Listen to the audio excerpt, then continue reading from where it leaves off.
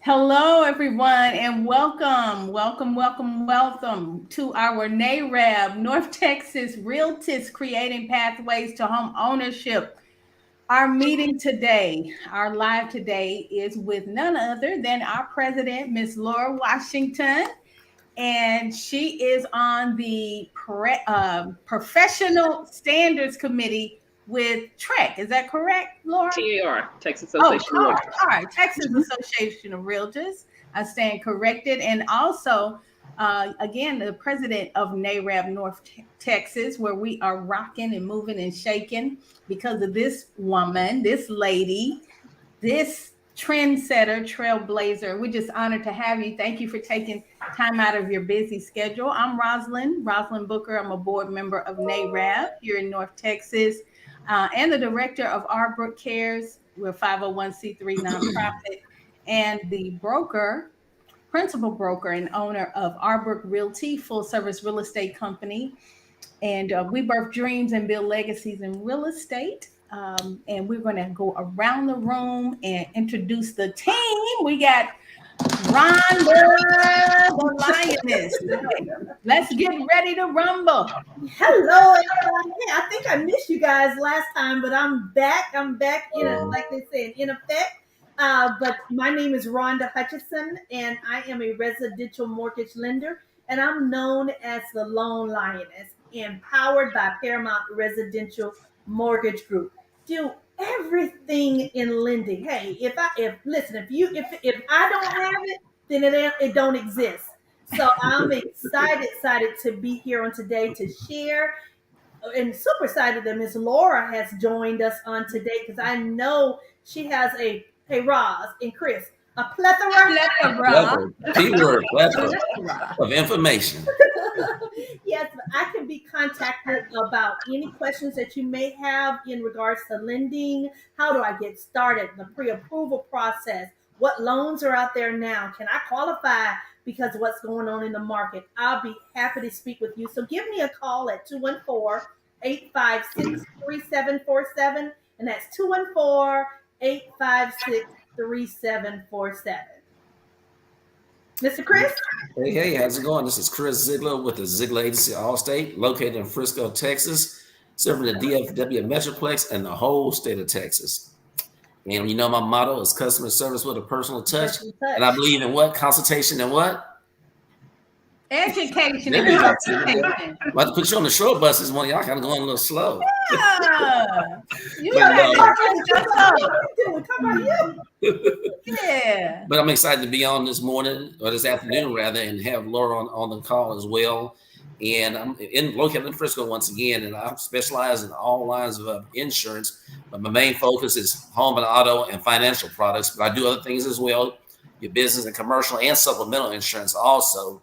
And I can be reached at 214-870-4269.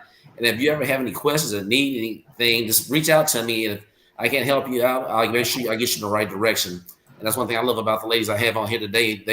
We're all like-minded. We'll try to do our best. If we don't know, we'll do what? Pick up that phone and call somebody and get the answer for you. So once again, I'm excited to be on here. And without further ado, I'm going to get us prayed in real fast. Not too fast, but the Lord takes his time. Take your time with the Lord. Take my time. I'm going to pray us in because we are believers, and we just thank God for all the blessings he does bestow upon us on a daily basis. Let's close our eyes and bow our heads. Heavenly Father, we first and foremost thank you for letting us be in your presence.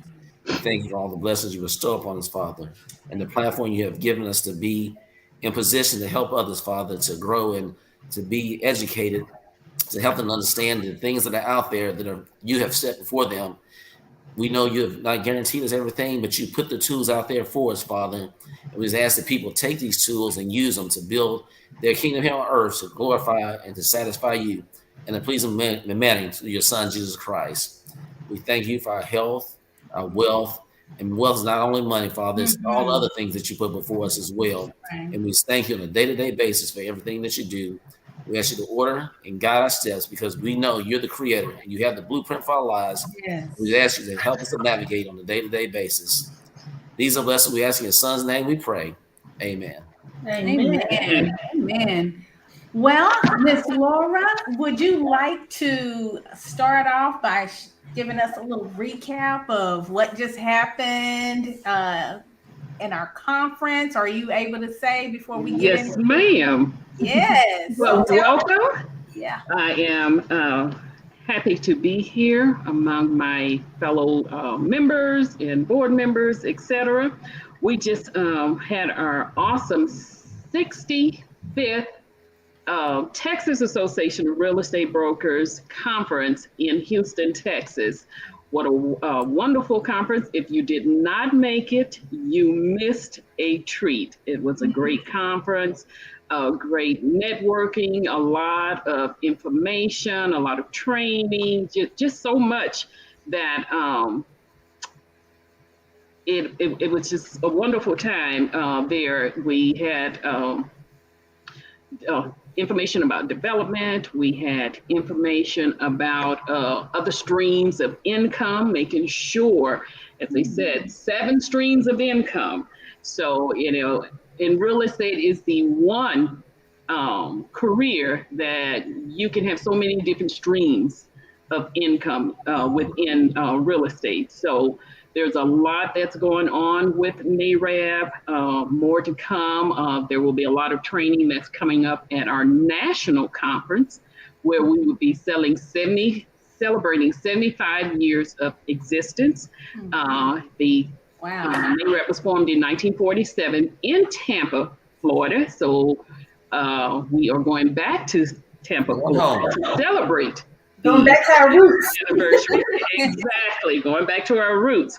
So there's going to be a lot going on with the celebration with the conference itself, as well as the 75th anniversary. So if you did not make the state conference, definitely try to make the national conference. That will be August 1st through the 6th. And the actual conference is the 3rd through the 6th, but there will be some pre-conference training the 1st and the 2nd. So certifications for if you want to be an appraisal, there will be certification there. If you want to be certified HUD counseling agent, there will be training for that. So there's some additional training, property management. So NAREB has all of those different divisions that gives you the opportunity to become certified in those opportunities. So that will take place on the 1st and the 2nd prior to the conference. Mm-hmm. So look forward to it. So if you missed the state conference this year, you're in the North Texas area, you will have the opportunity to attend. It will be in Fort Worth in 2023, God's Fair. All right now. Backyard. And in 2024, it'll be in North Texas. Oh, so wow. Definitely want you guys to be there, because in 2024, God's Fair, I will be coming in as the state president. Wow. Yes. It costs to be the boss. Yes. So definitely I want you guys to miss that, but you missed the state conference, you definitely missed a treat. So without we will not. Quick question for you. You said now, if can people still register for Tampa, or what's the situation? Yes, you can still register for Tampa. You can go to NAREB, NAREB.com, and register for Tampa. Now, hotel rooms, I'm not sure if there's any left, but you definitely want to. The registration is still open for the conference. Okay. Most definitely. Awesome. Well, Miss Lora, thank you so much. You definitely have a lot of hands and feet in the community. Definitely a leader and a staple, which leads us to our topic today about your involvement with the Professional Standards Committee. You know, as real estate professionals, and we've been in it a while, Lora, we've seen some things. We've done some things in error that maybe we didn't know was incorrect, or maybe even our brokers didn't know about. And so let's just lead in with the question that I have on. First of all, explain what the committee is about, the Professional Standard Committee, and what their function and job is. Okay. The Professional Standards Committee is a TR, Texas Association of Realtors committee. And I have been on that committee probably about 13, 14 years now. Oh, wow. And basically what we do, we're basically the judge and jury when a real estate agent or broker does something that is not appropriate. And we, hear the case, et cetera, and decide whether or not they are guilty or not guilty. So basically that's probably the easiest way to describe it. He's the judge and jury of real estate. Okay. Hey, Lora, I have a question for you. So, in those situations where people come in there, is it sometimes necessary for them to have an attorney, or can an attorney be involved or not? Yes, they can have an attorney if they choose to bring an attorney. If it's because there's different levels of reviewing a case. Some cases where when they first do a complaint or the initial onset of a complaint, it may just be what we call a process where they go through the ombudsman process, which is an informal process. And basically what the ombudsman does is contact both parties and try to, hear them out, and then try to get them to come to a mutual agreement before taking it to a formal level. Sometimes it'll work out. Sometimes it does not, and it has to go on to a more formal process to get the complaint taken care of. So at that level, Lora, at that level, is the decision or the agreement that they come to, all parties, is that binding? Yes, once they come to that agreement usually that agreement is binding. They expect each parties to hold up to what they are doing. Okay. It's pretty much formal, and they just decide either, and it's usually most of the time about money. I'm going to pay it or I'm not going to pay it. And Lora, you say you're judge and jury. So if you're judge and jury, is there an appeal process, or is it when it's done? There's an appeal process, because if you are not satisfied with the decision or you don't agree with the decision that's made, yes, you can appeal the decision. Now, who they appeal to? If y'all the judge and jury, who they appeal to? Supreme Court. Another process, and it may go to someone else that will hear their case. Oh, like arbitrator or something? Yes. Gotcha. Okay. Oh, okay. Yes. Okay. So, Lora, what are some of the most common mistakes or complaints that are filed? I would say one of the most common is advertising. Advertising. We have to be careful about how and what we are advertising, and make sure that your advertising is following the process. If making sure that there's a lot of people that work as teams, or they under an actual broker, and they may advertise Washington Realty Group and Associate, but may not be the broker in charge. And that's all you see on their advertising. There's no mention of Washington Realty Group. It's really powered by Keller Williams, et cetera. And there's no mention about who the actual broker is in the advertisement, et cetera. So there are different, or you may have so much as to have your name and you have the broker, but your name is much larger than the actual broker name, where it's overpowering the broker. So just the size of how you put your name versus the broker name there. So there's different things there. So we just have to make sure that what we're advertising is correct. But even in your MLS, when you're listing and describing a property, you describing beautiful lakefront property, and really that property is 2 miles down the street from a lake, and you really can't see the lake. Exactly. Right. So just in your description of how you're describing something, you have to be very, very careful. in your advertising of what you're saying about a property, and making sure that the information is accurate, that and you're not misleading your public about what's really going on with that property. Right. Your agent is advertising. I'm sorry. Go ahead. Oh, I was just going to ask Laura. I was just going to say, because we all know that social media is at the forefront of pretty much all we do, and we advertise as a lender. Advertise on, and I want to say advertise with. It's called advertising. When you posting, you're advertising. Do you see much of that? Because I know in lending we have the Facebook and the social media police on us, because we will receive an email is that you may want to, no, not that you may, so that you won't be arrested for violation, you need to redo this, or you need to add your MLS number, or you need to say it's free. So we do have those police. So what kind of cases do you see brought about, complaints when it comes to social media? You can a person can be anonymous.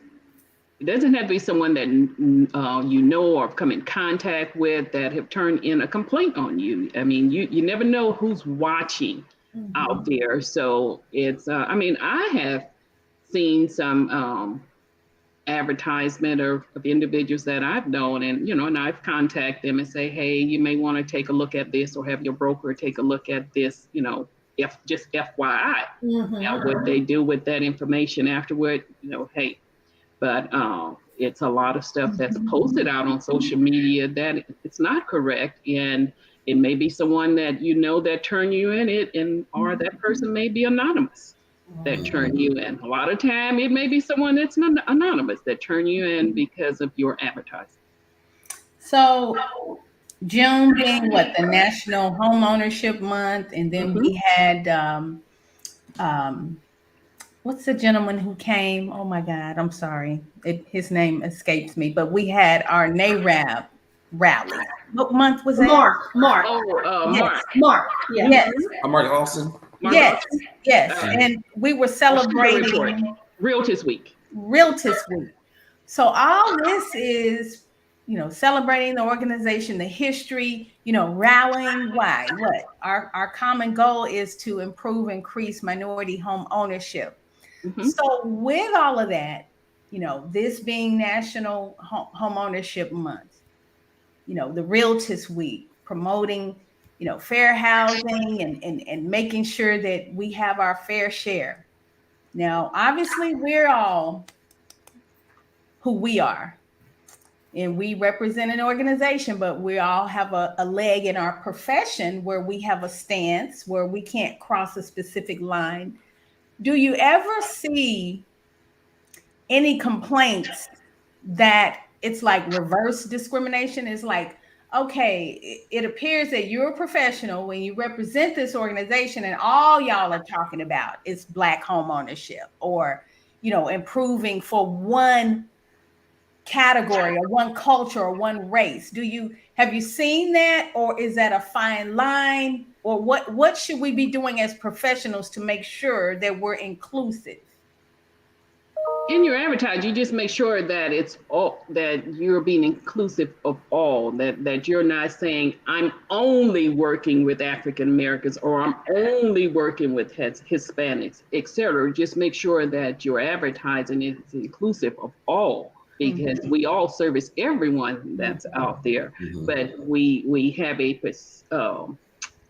specific cause that we support, but it's not that we are only supporting that one cause. So we just have to make sure that everything and everyone is inclusive. Because I think a situation like that too, I think where you don't get into that problem or situations because you're the minority. When you're the majority and you kind of single out a group of people, when you're the majority, it's like an advertising for, like, if you watch commercials, sometimes you'll see like a certain beer company, they'll mention the leader in the market, but the leader can't say nothing about them because they're the big dog. So you hear smaller companies call out the big ones, but if I'm not mistaken, they can't do vice versa, because when you're what's the word I'm thinking about? Not conglomerate, but you'll be considered a monopoly or the conglomerate, so you can't attack the smaller entities because you're the king of the whatever.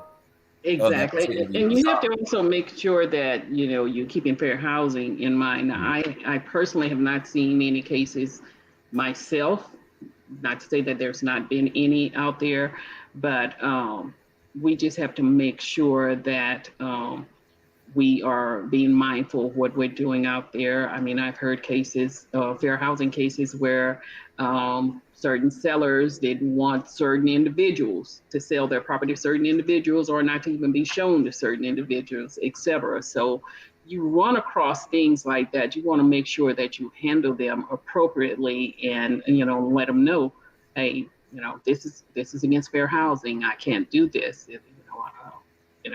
I will be committing felony, etc., whatever. But we just have to be careful, because sometimes it's not you personally doing it, but it could be your buyers or sellers, whether intentional or unintentional, that wants you or try to get you to do something that's not appropriate. Yeah. Yeah. Laura, I got a question for you. Yes, this is for you and Roz. So you and Roz are both brokers. So what happens if Rhonda is one of your realtors? I'm not gonna put myself out there. Rhonda's one of your realtors. She's out there doing some shady stuff, but you didn't have a clue that she's out there doing things like advertising. Like you were saying earlier about the lakefront. Probably Rhonda probably 15 miles away from the lake. And thank you, Chris. I'm just kidding. But you have a situation where a person's not doing what they're supposed to be doing. You don't have a clue that they're doing this. How does that fall on the broker? Do they get in trouble, or do they get a pass because they didn't know? How does that work? No, broker can get in trouble. Also, you don't get a pass. As I tell my agents, you get in trouble, I get in trouble, whether I know about it or don't know about it. Yeah. Because your brokers are responsible for their agents. Right. Period. And their actions. And it has to be in the policy and procedure manual, so. What they can and cannot do. And, you have to make sure that each and every one of your agents are presented that policy and procedure manuals from day one when they enter into your brokerage. And, every so often, especially if you're updating it, make sure that they are presented the updated copy of the policy and procedure. And what I have them do is also I have them sign off to show proof that, hey, I did present this to you, and make sure that now whether or not you read it or not, that's up to you. It's up to you. But I presented it to you, and I gave you that information to make sure that you have that information. And as I tell all my agents or anyone that asks anything, when in doubt, ask. Right. Exactly. When in doubt, ask. Just want to say that too, because like with the insurance industry, same thing. We have the Texas Department of Insurance that we have to answer to, but then within the company, internally, they have rules and regulations they have to do. And like Rhonda was talking about earlier, like if you look at my Facebook page, my LinkedIn, we actually got to get certified where they have to check off. They actually look at it. You have to sign off on it to make sure everything's right. And if it's not right, you get a letter from somebody, saying, hey, you need to take this down. You need to put this up. Or what have you. So we have internal people who even look at the social media stuff as well before we can even post stuff on Facebook or any of these social media sites. Right. Exactly. Media and these social platforms, this digital age that we're in, Laura, has definitely, you could say, made it quote unquote more efficient for us to work as real estate professionals. But I'd like to ask you your personal opinion. How do you feel, or what do you feel are some of the things as real estate professionals you see a lot of professionals getting away from that really sets the standard for professional service? Do you see, for me, I'll just use me for an example. I'm kind of old school with this. I'm just not willing, even if I have a pre-approval letter and maybe somebody just saw me or were referred to me from someone, I'm just not willing to get in the car and meet you at a property. I want to sit down with you and do a home buyer consultation. If not sit down with you face to face, at least a Zoom. We'll use the technology that way. So, I think that's just a way to build a relationship so you can really set the expectations. Because I've heard a lot of people complain, clients and customers, that that their real estate professional just is not available, didn't seem competent. And I think that's the way to kind of put your stake in the ground and establish that authority, and that you're the professional and taking the lead in the actual transaction. I agree with you on that. I'm with you. I believe in doing a complete consultation with my clients up front, at least a 2 hour consultation, making sure that they understand the process, and making sure they know exactly, what they're about to get into or embark upon, and just making sure, if they have any questions. And I tell my clients all the time, you can ask the same question 50 times. I'm going to answer it 50 times because I want to make sure that you understand the process.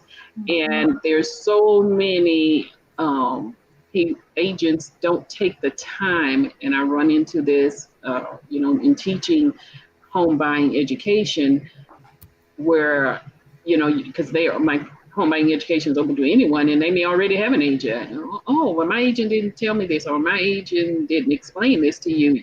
We have to take the time to explain. We're doing a disservice to our clients if we don't explain the process, and we're just pushing the process on them without giving them the opportunity to understand the process. Mm-hmm. So I hear and I see a lot of that go on. And I mean, even just as professional courtesy among our peers ourselves, when we're dealing with each other in transactions, the lack of response from agents, it's like, how do we get the deal done? We're all in here for the same purpose, same reason, and there's no need to not hold a certain level of professionalism out there. So it's just so much that goes on that, I mean, just a simple, if I call you and then you don't answer the phone, but immediately send you a text message, oh, you responded to the text message. So that means you're available. Right. Most of them, you're available. I can understand if you're in a meeting, etc. But if that happens constantly, then that's a problem. Or how about you just not respond, period? I don't care how busy I get, especially in the market where the world that we're in right now, where you're getting multiple offers. You might get 20, 30 offers on one property. Mm-hmm. I'm going to always respond to each one of those individuals and let them know, hey, we've accepted another offer, something changed, I'll let you know, or, et cetera. But to just leave someone hanging out there, no. That's not. I have one question about that, Lora, and I'm going to then let Chris and Rhonda ask you some questions. Isn't that a reason to complain now? Is when an agent does not respond in a timely manner? Don't they have a certain number of days to respond? I don't know. There's a certain amount of days to respond, but I would, at some point, get the broker involved, et cetera, if you're really trying to, get an answer to something in that agent, or even if that agent is a broker.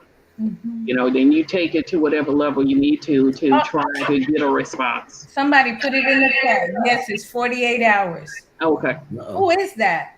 Thank you. I'm sorry. Would you put your name in there?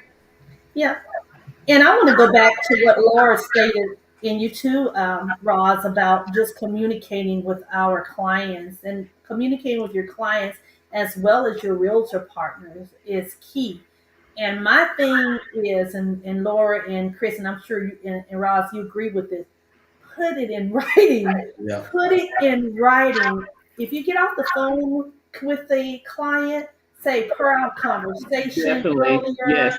I want you to aware of that. Or even when I'm given a pre-approval, I'll go back and I'll send an email and say, this is your pre-approval based on, this is your estimated interest rate, your estimated monthly payment, what kind of program you're having. This is an estimated funds to close. You just want to make sure that the client is educated on each Exactly. step. So you won't have to worry about going back and say, she didn't tell me that. This is the first time I've ever heard of that. And then also make sure that your real estate partner is informed. Now there's some information that you can't share. We all know that. Right. But just let them know I've advised our customer, because it's a team of A, B, C, and D, and they are aware, because we already know that they'll come back and say, she didn't tell me that. But and that's key. And that's key, is just making sure you're educated and be able to inform. So those complaints, because I tell you, those complaints will come from, I didn't know that. I'm gonna piggyback on what Rhonda just said too. That's a good thing too. Like you said, you educating them, consulting with them, and educating. But then, like you said, you see why they and yourself covering your own assets as well. So that does make sense. But Laura, I have a question for you. Do you ever get complaints from people from like the insurance industry or from the mortgage industry because maybe they feel like a realtor's not doing the best thing in the interest of the client? Have you ever seen complaints from that standpoint? No, I haven't seen any complaints from the mortgage or the insurance or anything complaining. Generally, it's either agent against agent or the consumer, the buyer or the seller. Do you see a larger percentage of agents complaining or consumers complaining? Agents. About 50-50. Oh, okay. Yeah. What are some of what's those the cases that I've seen? Yeah, Laura, what are some of those complaints, if you can remember? If you can just throw one or two out of there, maybe just one. Usually if it's agent to agent, it's about money, commission. If it's with the with the consumers, it's usually about something that the agent did or did not do, etc. That those usually are money, anything dealing with money. Yeah, we should know anything with money. Root of all evil. Money. Yeah, root of all evil. Yes. So agents are I wouldn't say suing, but they're going after their broker or their for commissions. Commissions. Okay. Yep. Either the broker or there's a fight between procuring cause. Gotcha. That's a question for Rhonda. So Rhonda, I told you we have the Texas Department of Insurance in the mortgage industry. Since we're talking about regulations and people that oversee and have oversight, what do you guys deal with in the mortgage industry? What we call it the chicken fried peanut butter. The CFPB, and that's an organization like TRAP that look over and foresee any kind of complaint, and that's why we have to put that down in our verbiage that if you have a complaint, you can call the Consumer Financial Protection Bureau, and that's what it stands for. What does it stand for again? Look, why do you want to ask me that again? Consumer Protection Financial Bureau, Consumer Financial Protection Bureau. Yes, okay. Yeah. I did good the first time, and then you had to ask me again. I got slow ear. My ears are slow. I ain't pick it up. My brain didn't pick it up fast. That's me thinking. That's why. Yeah, but we do have, and then of course, just like we had the RESPAs, which are RESPA violations. That's what it falls under. For any violations that we have, so it's a little bit in mortgage, but same platform, complaints and being able to make sure that consumers treated fairly. I mentioned. Well, I know we talking about the real estate stuff, but I'm kind of curious too. Do you get complaints from? Do they take complaints from like real estate people and insurance? Do they ever see that, or you don't have any clue about that?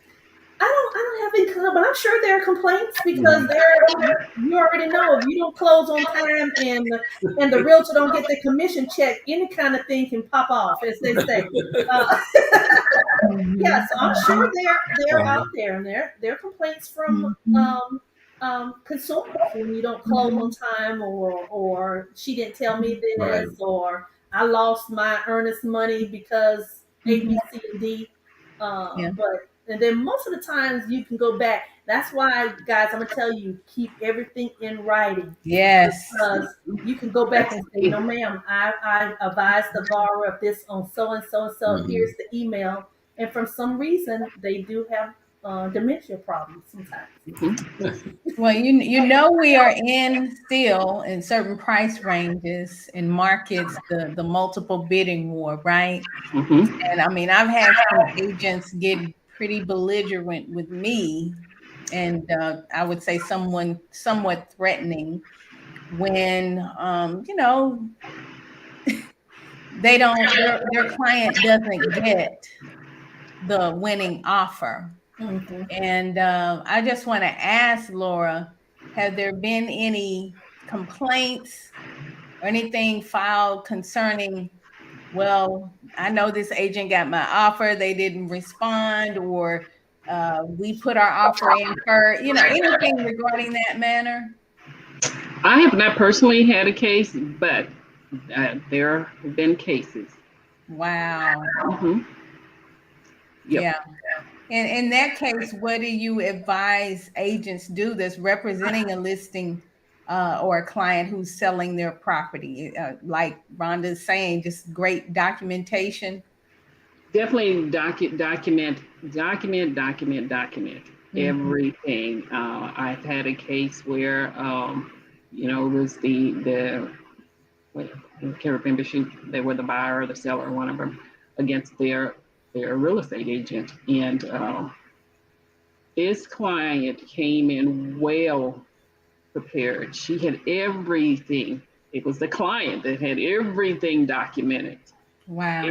Everything documented, and it just made the agent look real bad. So I Mm. would say, if nothing else, document. And as Rhonda said earlier, even if it's a phone conversation, I always, on phone conversations, follow up with a text or an email per our conversation, etc., so that that conversation is documented. Because people get amnesia real fast. Yeah, absolutely. Absolutely. So just document. Mm-hmm. Wow. And some of the, I know I read a few things about maybe some brokers, and I know we're talking about real estate agents, and I know they fall under the brokerage. But are there any pretty much brokerage issues or circumstances or complaints that you've seen from real estate agents to brokers about a broker, or something in that nature where it's just broker specified, specific? Usually the ones that I've seen where the agents complain about the brokers about their commission. Yeah, Mhm. yeah, money It's about moves their all commission. Yes. Mhm. And that would be that agreement about their commission or listings or deals that go with them. That should be clearly outlined in the Exactly. Or they policy and procedures exactly. manual. So Most again definitely. back to documentation, right? Exactly. that's Again, Exactly. documentation. but Yes. right, because And brokers are ultimately responsible for the training that the CE trainings that the realtors. I'm so used to saying realtists, it just comes out. But the realtors are responsible for it. Is that correct? If the realtors do not have that training, that the brokers are ultimately responsible for that. Is that true? yes, they need to make sure that their agents have the appropriate training or are certifications, etc. Their renewals. They need to make sure that they are aware that their renewals are coming up and etc. Mhm. I mean, Now, Laura, you're pretty much responsible for what those agents are doing out there. Out there, If period, you as have they one say. agent or 300 agents, you are still responsible. Wow. now, Laura, I have a question for you. So, are you responsible? How many people are actually on serve with you? Do y'all serve like a certain region, the whole Well, state? How does that work? it all depends. Since we've been in COVID, all of our hearings have been online, and I have had the opportunity. Generally, we serve within our area, But I've had the opportunity to serve on some stuff in other areas, Houston, et cetera, since we've been in COVID and everything has been online now. Mm-hmm. But for the most part, you generally serve within your area, but you can serve outside the area if there's a need for agents and the availability of who's available when that hearing comes up. Now, for certain other areas, you have to understand that dynamics in the area. You know, you might have different stipulations, or there are different rules for different parts of the state when it comes to real estate. That if you No, don't, because all of the rules are the same. We all, I mean, your code of ethics are from the National Association of Realtors, which are countrywide. So we are all bound by, if you are a realtor, we are all bound by the same code of ethics. There are 17 articles in that code of ethics, and if you are not familiar with them, I would suggest that you become familiar with them. But we're all governed by the same code of ethics nationwide. Lora, what are some of the penalties that you have seen for specific, I guess, rulings? It all depends on what type of ruling. If if it's an ethics complaint, it could be a fine and or education. So it just depends on the nature of the dealings. Usually it's a fine and or education, and the fine depends on whether or not it's your first offense, your second offense, or third offense. Wow. So you have a range of what it could be? It can be as little as 500 up, but less than 20,000. So what you're saying, Laura, is the penalties that you're seeing that or will be considered higher are those maybe fraud? Are those pretty much what you're looking at when you're seeing the higher penalties, or No, listen, I'm asking you, have there been jail time behind these? You know, I well, our cases are, I mean, we don't give the jail time. It's not jail time, so it's it could be a reprimand. It could be a combination of things. It could be a monetary fine. It could be a suspension. It could be a letter of reprimand. It could be education. So it could be a combination of things that if we find you guilty of it, that we can impose upon you. Yeah. I mean, you can be, we can give you $1,000 fine. We can give you, you have to take certain educations depending on, what the offense is. And you can also have a letter of reprimand in your file. Speaking of the file, how long are those scars on a particular agent or broker? We can determine how long. It can be indefinite, or it can be up to a year, 2 years. We determine that in the hearing. And where is that information published? You go to the Texas Association of Realtors, and that information is out there. And the code of ethics is the National Association of Realtors Code of Ethics. Make sure that you are familiar with those, because those are the code of ethics that we use. And consumers have access to that as well? Yes, because it's out there on the website. Okay. So it's public information. Public information. Now, Laura, you had a situation where you seen somebody get their stuff revoked, like for the first time. What would cause the severity for somebody to get it revoked? Yeah, I mean, I've seen it where a broker was fined the first time, and then the second time did the same offense the second time, and then got their license revoked. Wow. So, has there been a situation where somebody is repeat offender? I'm sorry, go ahead. Being a repeat offender of the same crime. But has somebody, can you get it revoked just right off the bat first time, and it's been like, can you just get it snatched out for one time? Depends on severity and nature of it. What would be something that would get somebody's license revoked coming for the very first time? I'm just curious. Something I would think. I mean, I'm not on the committee. Something that had to do with something criminal to me. like fraud. Yeah, like I stated, we kind of skip around that one. Yeah, I would agree to that.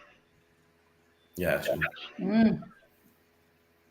But Like I said, it's just so much, and you just don't think about some of the things until it's actually. I mean, I've been doing real estate 22 years, and there are some things that I've never even thought about until I've read a case or something. And it's like, yeah, Some things are unbelievable, huh? It's like, what? yeah. You So, thought you were going to get away with that? Yeah. And it's like, I would have even never thought about that. Yeah. It's all I can say is just, just be aware of what you're doing out there. And if you think you're getting away with it, 9 times out of 10, you're going to get caught eventually. You're not slick as rubber. Let me ask this, Laura, a quick question for you. Has it been a situation where your organization has partnered up or had to work with the Texas Department of Insurance or the chicken fried peanut butter? There's been situations where there certain cases where you had to work with these different entities to solve or have a resolution for a case. Has that ever happened? No, it's usually between the defendant and the complainant and the defendant, and whoever the defendant and the complainant bring in. They may bring in their attorney. They may bring in some witness. It's just like a kind of a real judge and jury case. And then myself and my peers, and there's usually, if it's an arbitration case, there's usually an attorney involved on our side where we hear the case, but the complainant or the defendant, either one could bring in witnesses, their own attorney, etc. Yeah. I guess everybody stay in their lane. You know, everyone stay in their lane. A lot of times they, it's just them. They come with well prepared with their case. Sometimes you can bring in as many as you want to and still not be prepared. So, yeah. This is great information, Laura. Yeah. But again, like I said, just always keep your broker in the loop of what's going on. I'm part of a lot of groups on Facebook, social media that I tap in and out of, and you pick up a lot of great information. But also, there's a lot of agents post questions out there. Oh, I have this situation. What do I do in this situation? You should not be going to Facebook asking any questions. The first place you need to go to is your broker. If you have any kind of situation going on. Yes, that's a red flag. You'd be surprised the multitude of answers that people put out there, and I'd be like, no, you don't, I be cringing sometimes on some of the answers that you're reading. It's like the first place you need to go to. Now, it's okay to post your question out there, but you should always have your broker involved. Yeah. Because as I always tell my agent, you get in trouble, I get in trouble, whether I know about it or not. So make sure that your broker is involved in whatever the situation is. Hey, your broker might get on that shit on Facebook. You better take that down for that Facebook. Exactly. It's like me looking bad. Exactly. And the sooner you get your broker involved, the better off it is. Don't wait until the situation, is out of control before you get them involved. Well, I just want to share a few no-nos, and I know some people, agents are doing it, but it's definitely a hand slap.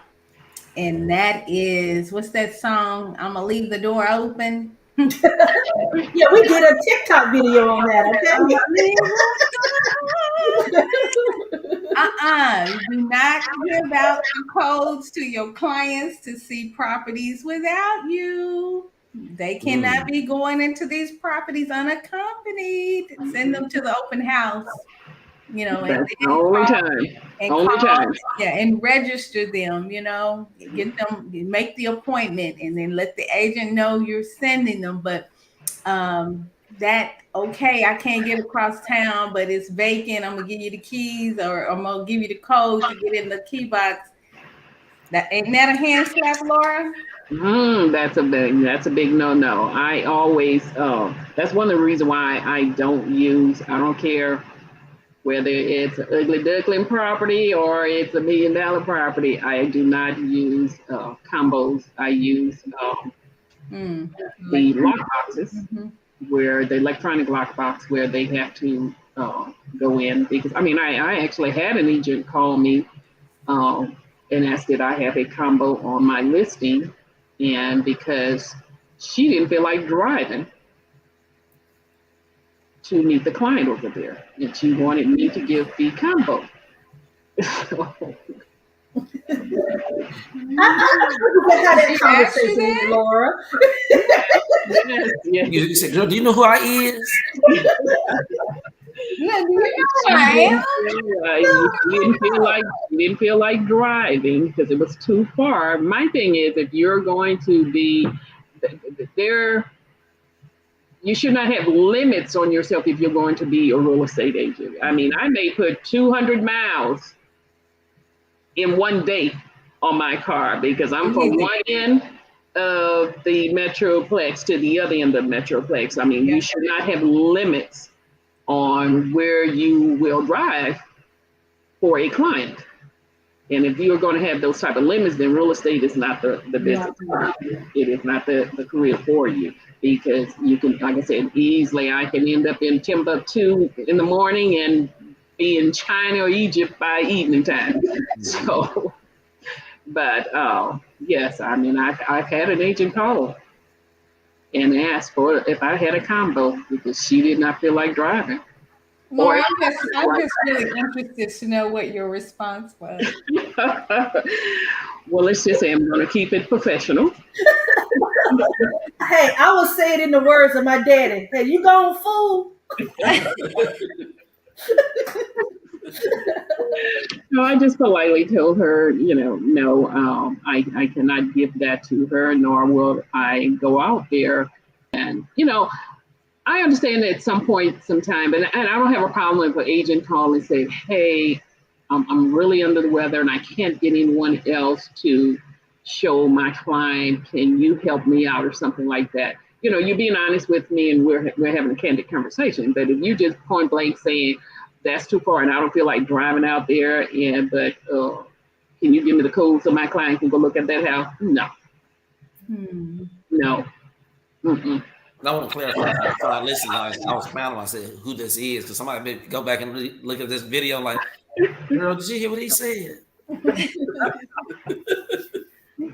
So we all have to work together at some point. And like I said, I don't mind helping out, but it's just that it's your approach and your reason why you need me to go and show your client my property. Mm-hmm. You didn't tell her though. I mean, of course, you had to say, "I'm on the board" or whatever. But you didn't say, "Hey, that's a violation. You can get in trouble for that." You didn't say nothing to her about that.